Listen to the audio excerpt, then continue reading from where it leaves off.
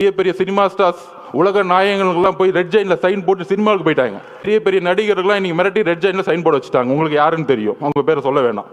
அவங்க இப்ப நமக்கு எதிராக பேசிக்கிட்டு இருக்காங்க.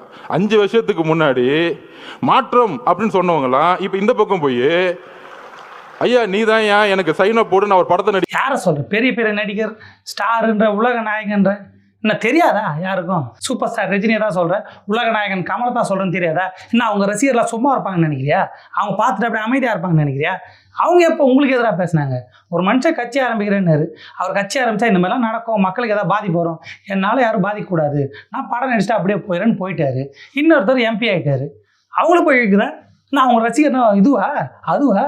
என்ன மொக்கையாங்க? நான் வாயை மூணு இருப்பாங்களா? என்ன ரஜினி ரசிகர், கமல் ரசிகர் ஏற்றி விட்றேன்னு நினைக்கிறீங்களா? ஏற்றி விட்றன்னு கூட நினச்சிருப்பாங்க. அப்படியே அது ஏறுங்க. ஏற மாட்டீங்கல்ல?